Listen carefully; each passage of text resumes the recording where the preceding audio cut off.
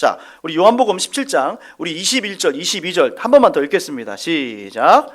아버지요, 아버지께서 내 안에 내가 아버지 안에 있는 것 같이 그들도 다 하나가 되어 우리 안에 있게 하사 세상으로 아버지께서 나를 보내신 것을 믿게 하옵소서. 내게 주신 영광을 내가 그들에게 주었사오니 이는 우리가 하나 된 것 같이 그들도 하나가 되게 하려 함이니이다. 아멘. 예수님이 이제 십자가 지시고 돌아가시는데 남겨진 12제자들을 위해서 간곡히 부탁하고 기도하는 첫 번째 그 제목은 뭐냐면, 주님, 하나님, 제가 떠나는데 우리 제자들 하나 되게 해 주옵소서.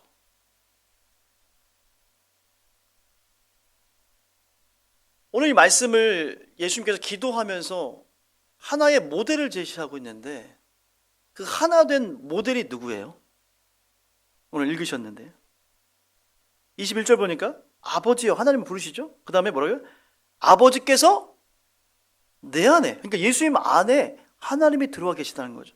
내가 아버지 안에 있는 것 같이 그들도 뭐예요? 다 하나가 되게 해요. 여러분, 우리 기독교의 기본적인 정통 우리 신앙 고백의 핵심이 뭐냐면 삼위일체예요. 그죠? 삼위일체를 제대로만 알면요, 절대로 이단에 빠질 가능성이 없습니다. 즉, 성부 하나님, 창조주 하나님, 이 땅에 우리를 위해서 구원하기 위해서 대속자로 오신 예수님, 아들이신 그 성자 예수님이죠. 그리고 성령님, 우리 안에 내주하시는 하나님의 영, 곧 예수님의 영이신 성령님이 한 분 하나님이라는 거예요. 할렐루야. 그게 삼위일체 고백이잖아요. 그 삼위일체 하나님처럼 우리 제자들이 하나 되게 해 주옵소서라고 기도하는 거예요. 이 삼위일체가 그냥 이루어진 게 아니라, 사실 이 삼위일체는요, 성경에서 그 삼위일체의 내용이 나올 뿐만 아니라 초대교회에서 이 삼위일체가 점진적으로 이제 발단해 있어서 하나의 우리의 고백이 됐어요. 이게 좀 325년 니케아 공의회라는 것을 통해서 정립이 되었고, 381년 콘스탄티노플, 지금의 튀르키예를 이스탄불이라고 하죠. 지금 콘스탄티노플이 이스탄불인데, 이 콘스탄티노플 공의회에서 이 성령의 신성까지 확정이 되므로 이 삼위일체 하나님이 한 분 하나님이시고 하시는 일은 다르지만 완전히 나눠주시고 분리될 수 없는 살아계신 하나님이라는 게 딱 선포가 됐어요. 자, 그래서 오늘 말씀을 전하다가 이 니케아 공의회 콘스탄티노플 신조가 무엇인지 한번 잠깐 보겠습니다. 우리 그 예배와 이 설교의 수준이 굉장히 다른 교회보다 높습니다, 여러분들. 뭐 저의 자랑을 하려는 게 아니고, 좀 굉장히 좀 때로는 쉽게도 가고 재밌게도 가지만 좀 깊게도 가는 거예요. 말씀이 이게 필요하거든요. 자, 한번 PPT 한번 띄워줘 보세요. 잘 보이시려나 모르겠는데 좀 작긴 하지만 한번 보이시죠? 한번 눈을 부릅뜨고. 자, 우리 니케아 공의회 콘스탄폴리스가 도시기 똑같은 말이에요. 신조가 381년에 확정됐어요. 자, 이걸 한번 읽어보겠습니다. 제가 좀 성부, 성자, 성령으로 좀 나누면서 이렇게 밑줄도 중요한데 쳤는데, 한번 다 같이 한번 읽어보겠습니다. 시작. 우리는 한 분 하나님을 믿습니다. 전능하신 성부, 하늘과 땅과 모든 보이는 것과 보이지 않는 것의 창조주를 믿습니다. 또한 한 분 주 예수 그리스도를 믿습니다. 하나님의 독생자, 영원전에 성부에게서 나신 분이시며 하나님에게서 나신 하나님, 빛에서 나신 빛, 참 하나님에게서 나신 참 하나님이시며 창조되지 않고 나셨으며 성부와 본질적으로 동일하신 분입니다. 잠깐만요. 여기서 굉장히 중요한데, 예수님이 뭐예요? 성부 하나님과 본질적으로 뭐예요? 동일하신 분. 즉 성자 예수님, 이 땅에 오신 인간이신 예수님도 완전한 하나님이라는 거예요. 그게 기독교 정통 교리입니다. 좀 어려운 말로 하면 그 헬라어로 호모시오스라고 하는데, 호모시오스라고 하는데, 그것이 한 분 동일 본질 하나님, 그런 뜻이에요. 자, 그다음 계속 만물을 읽겠습니다. 시작. 만물을 그분을 통해 창조되었으며 우리 인간을 위하여, 우리의 구원을 위하여 하늘에서 내려오셨습니다. 성령으로 동정녀 마리아에게서 육신을 입으시고 사람이 되셨으며 본디오 빌라도 아래서 우리를 위하여 십자가에 못 박히시고 고난을 받으시고 장사되셨습니다. 성경대로 사흘 만에 다시 살아나셨으며 하늘에 오르사 성부의 오른편에 앉아 계시며 영광 가운데 다시 오실 것입니다. 산자와 죽은 자를 심판하러 오실 것이며 그의 나라는 끝이 없을 것입니다. 또한 성령을 믿습니다. 주님이시며 생명을 주시는 분이시며 성부와 성자에게서 나오시고 성부와 성자와 함께 동일한 경배와 영광을 받으시며 예언자들을 통하여 말씀하셨습니다. 또한 하나의 거룩하고 보편적이며 사도적인 교회를 믿습니다. 죄 사함을 위한 단 하나의 세례를 믿으며 죽은 자의 부활과 다가올 세상의 생명을 기다립니다. 아멘. 여러분, 이것을 제대로 알면요, 기독교 신학과 여러분 그 신앙의 체계가 다 거의 끝난 거예요. 굉장히 아마 이런 거를 설교 때 얘기하는 목사님은 거의 없을 겁니다. 자, 근데 여러분들 가만히 보니까 어디서 많이 들어봤던 것 같죠? 어디서 많이 들어본 거예요?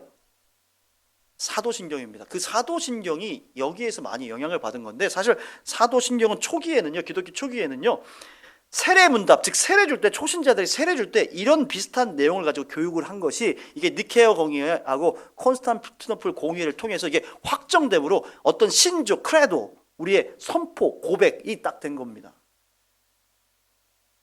여러분, 이 삼위일체는요, 진리이고 하나님의 정통 교리인 줄 믿습니다. 그 하나님이 완전히 하나 돼서 여러분을 지금 지키시고 이 예배 때도 지금 임재하셔서 함께하는 것처럼 여러분들도, 우리 성도들도, 우리 나라도, 가정도 하나 되라는 거예요. 어떻게? 누구처럼? 성부, 성자, 성령, 삼위일체 되신 하나님께. 저는 그래서요, 축도할 때 여러분 제가 어떻게 기도해요? 기억하세요? 제가 이 고백을 담는 거예요. 우리 주 예수 그리스도의 크신 은혜와 하나님 아버지의 극진하신 사랑과 성령님의 교통하심이, 보통 이렇게 하시거든요, 목사님들이. 근데 저는 그거를 일부러 삼위일체 되신 하나님을 좀 강조하기 위해서 뭐예요? 이제는 성부, 성자, 성령, 삼위일체 되신 하나님의, 이렇게 하는 거예요. 그 축복하는 것도 저의 좀 더 그 삼위일체 되신 하나님의 고백이 담겨져 있기를 원해서. 그래서 이 영향으로요, 어떤 교회 가면 이 교회에서 사도신경 고백 안 한다고 이거 이단이다, 여러분 사실일 거 아닐까요? 사도신경 안 하면 이단이에요, 그 교회가? 예, 이단이라고 볼 수는 없죠. 그 사도신경 꼭 안 한다. 그럼 사도신경 그 고백이 있는 게 중요하지. 그것만 딱 한다고. 근데 일부러 제가 하는 거예요. 사도신경을 왜? 우리의 신앙을 다시 한번 정확하게 다시 한번 일깨워주고 고백이 될 때 하나님이 기뻐하시기 때문에 우리 예배 때 사도신경을 꼭 고백하도록 하는 겁니다. 자, 이렇게 삼위일체를 통해서 예수님과 하나님이, 성령님이 하나 된 것처럼 너희들이 하나라고 강조하는데, 자, 그 다음 말씀 보겠습니다. 자, 우리 본문에 들어가서 다시 한번 요한복음 17장 23절. 자, 요한복음 17장 우리 23절 우리 다 같이 한번 읽겠습니다. 시작. 곧 내가 그들 안에 있고 아버지께서 내 안에 계시어 그들로 온전함을 이루어 하나가 되게 하려 함은 아버지께서 나를 보내신 것과 또 나를 사랑하심 같이 그들도 사랑하신 것을 세상으로 알게 하려 함이로소이다. 아멘. 자, 이게 비슷한 말 같은데 여기에서 주도권을 말씀하시는데, 오늘 하나 되게 하는 중심, 즉 하나님과 우리 죄인으로서 원수되었던 인간을 이어주시는 분이 누구예요? 예수님이에요. 그래서 우리 예수님 우리의 중보자시고요, 우리의 중매자나 마찬가지인 거예요. 여기 보니까 곧 내가 그들 안에 있고, 즉 예수님이 누구 안에 있대요? 이제는? 잘 보세요. 자, 설명드릴게요. 하나님이 예수님 안에 있고, 예수님 안에 누가 계세요? 하나님이 계신데, 이제 예수님이 이 땅에 오심으로 하나님이 예수님 안에 계시고, 또 가르친 제자들이 뭐예요? 예수님 안에 있는 거예요. 그러면 결론적으로 우리가 하나님과 어떻게 된 거예요? 예수님 안에서 연결되고 뭐예요? 하나 됐다는 거예요. 그러므로 여러분들, 사실 죄 때문에 하나님과 우리가 갈라진 거예요. 그 안에 큰 간극이 있었어요.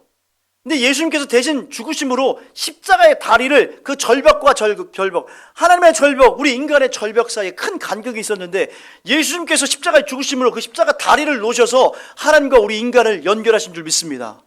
그래서 하나님의 모든 좋은 축복이 뭐예요? 예수님을 통해서 우리 안에 오게 된 줄 믿습니다. 그래서 예수님이 중심이 되는 거예요, 예배에서. 자, 우리 마지막으로 요한복음 17장 24절에서 26절. 요한복음 17장 24절에서 26절 말씀 한번 보겠습니다. 자, 우리 본문이니까 다 같이 한번 읽겠습니다. 시작. 아버지여, 내게 주신 자도 나 있는 곳에 나와 함께 있어. 아버지께서 창세 전부터 나를 사랑하심으로 내게 주신 나의 영광을 그들로 보게 하시기를 원하옵나이다. 의로우신 아버지여, 세상이 아버지를 알지 못하며도 나는 아버지를 알았사옵고 그들도 아버지께서 나를 보내신 줄 알았사옵나이다. 내가 아버지의 이름을 그들에게 알게 하였고 또 알게 하리니 이는 나를 사랑하신 사랑이 그들 안에 있고 나도 그들 안에 있게 하려 함이니이다. 아멘. 자, 예수님 마지막으로 기도한 거는 하나 되게 했지만 그럼 뭘로 하나 되느냐? 그게 뭐예요? 뭘로 하나 돼요? 사랑으로. 할렐루야. 사랑으로.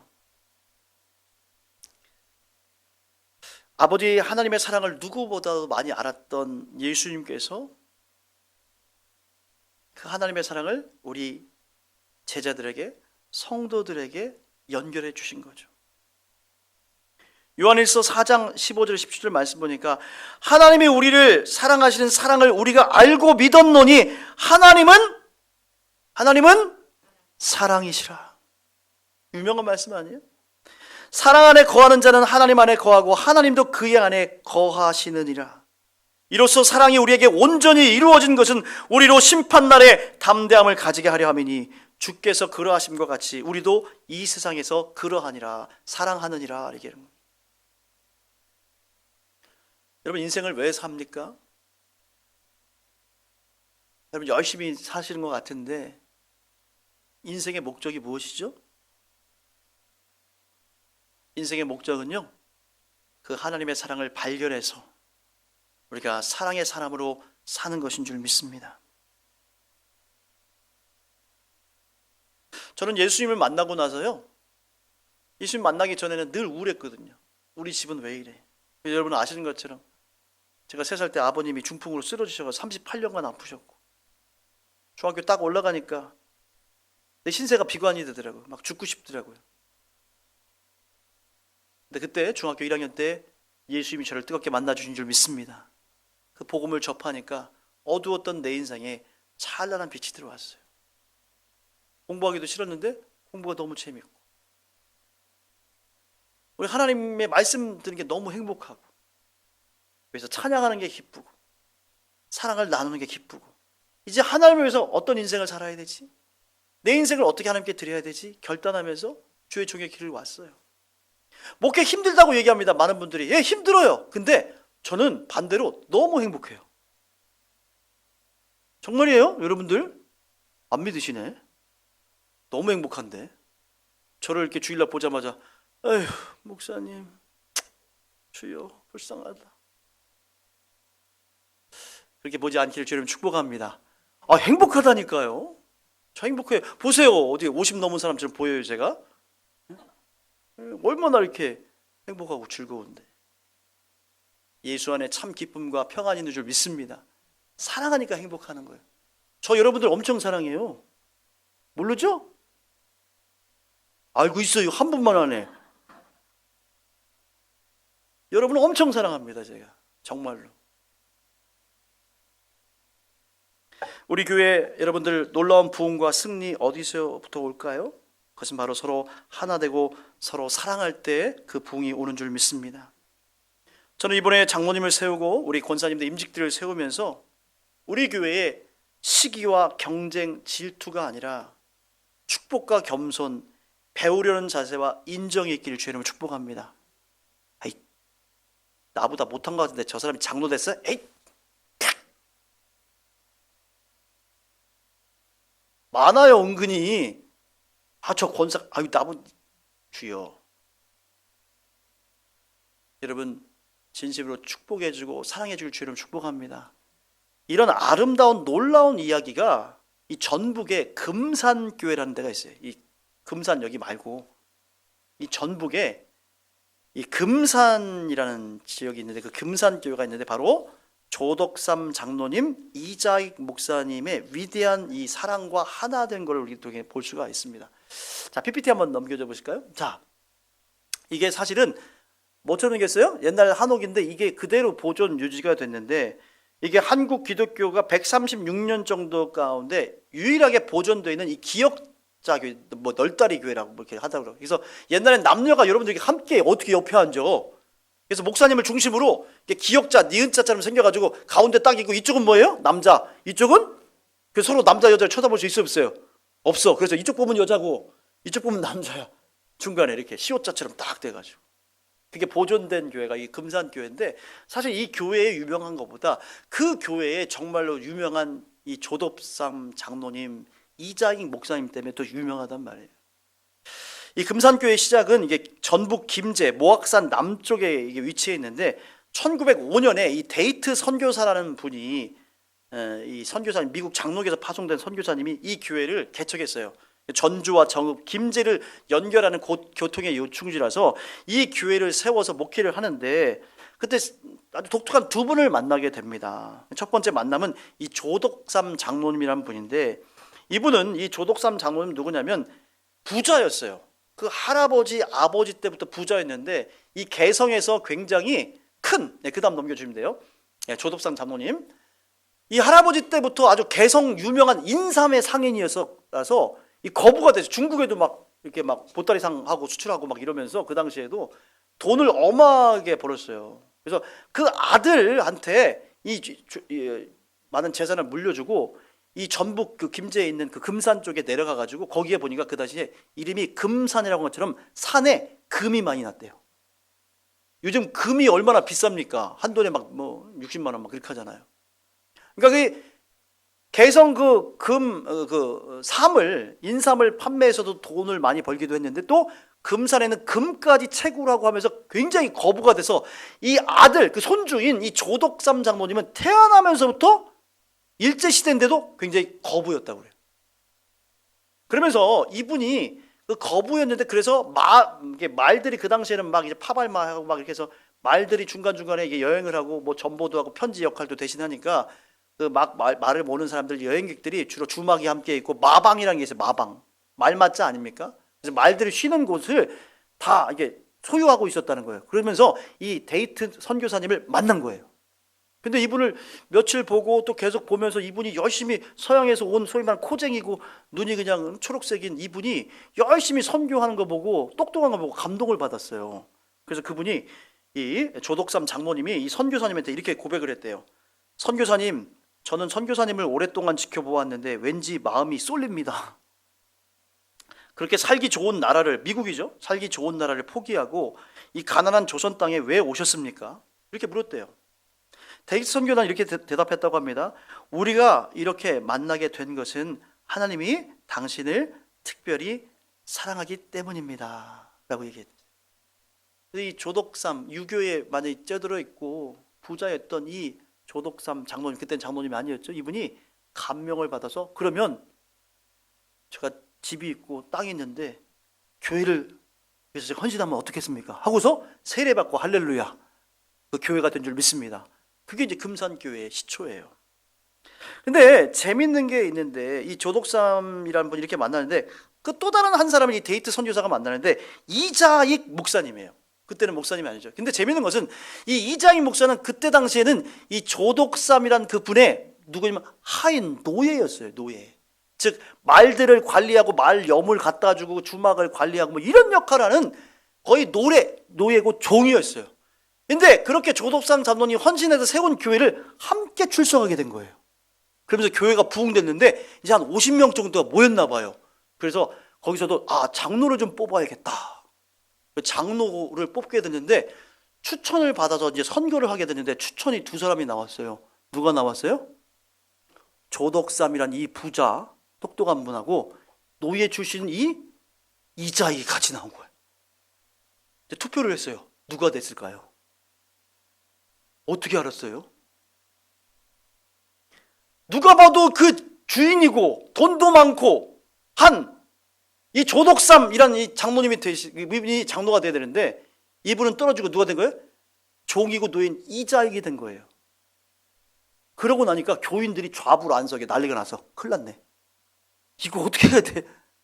아니 저분은 부자고 똑똑하고 정말 대단한 분인데 어떻게 노예가 종이 됐지? 막 걱정하고 있었을 때 이 조덕삼 장로님이 정말 위대한 겸손이 있었죠. 섬김이 있었습니다. 그때 이 조덕삼 장로님이 이 투표라고 딱 나오니까 그때 딱 앞에 나와서 많은 우리 회중들 앞에서 교인들 앞에 이렇게 고백했다고 합니다.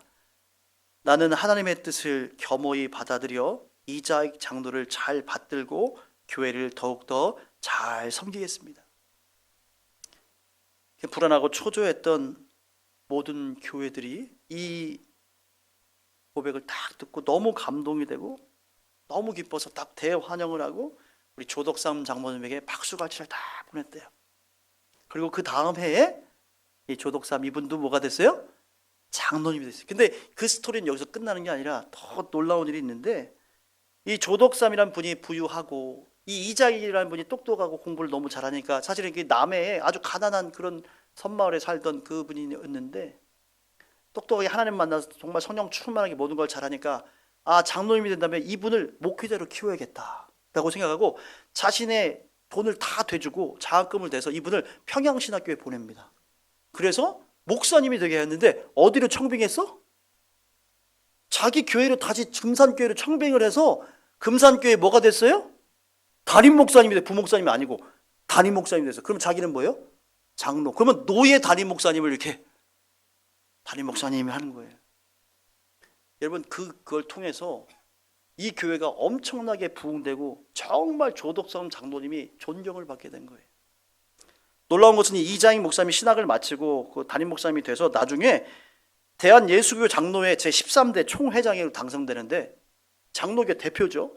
근데 보통 연임이 안 된다고 합니다. 근데 이분이 유일하게 한국에서 3번을 연임한 위대한 총회장님이 되시는 거예요. 그래서 장로교회의 발전에 엄청난 기여를 한 거예요. 사랑하는 여러분, 우리는 다 부족하고 연약합니다. 사탄과 마귀는요, 누가 잘 되면요 계속 시기하고 질투하게 해요. 그러나 우리는요, 이 조덕삼 장로님과 이 이자익 목사님의 이 위대한 신앙과 아름다운 하나됨, 사랑으로 일치된 것을 본받아서 정말 이 시대에 세상 사람들이 갈망하고 찾는 정말 하나님을 닮은 빛의 자녀들이 모이는 교회, 그런 교회를 꿈꾸고 만들어가길 주의 이름으로 축복합니다. 여러분들 가운데 불편한 분 분명히 있을 거예요, 서로. 여러분 그것은 마귀가 주는 것입니다. 예수님은요 원수를 향해서 죄인들을 위해서 의인이었을 때 아무 죄도 없는 그분이 십자가의 모든 물과 피를 쏟으시고 여러분과 저를 위해서 죽으신 줄 믿습니다. 그렇다면 그 십자가의 상을 믿는다면 우리가 용서하지 못하고 용납하지 못하고 받아들이지 못할 분이 누가 있습니까? 저희 은혜와 사랑의 교회 이름값 하면 돼요. 우리 교회 이름 뭐예요? 은혜가 있어야 돼. 할렐루야. 야, 저 교회, 은혜와 사랑교회 은혜 있을 거 딱 가서 갔는데 보니까 성도가 다른 성도 욕하고 미워해. 아이고, 은혜가 하나도 없구만. 이름이라도 그렇게 짓지 말지. 아니, 이름값을 해야 될까, 이름값은. 그럼 교회 이름 바꿔요? 분열교회, 미움교회, 이렇게 해야 되겠어요? 여러분, 은혜와 사랑에 넘치는 교회 될 줄 믿습니다. 그 교회는 건물이 아니잖아요. 바로 여러분입니다. 여러분이 한 영혼 한 영혼 다 사랑하고 용서하고 용납하면 은혜와 사랑 그 교회가 되는 줄 믿습니다. 저 여러분이 오늘 말씀 꼭 기억하고 그런 멋진 삶을 살아서 빛을 드러내고 하나님의 영광을 드러내는 저와 여러분들에게 주님을 축복합니다.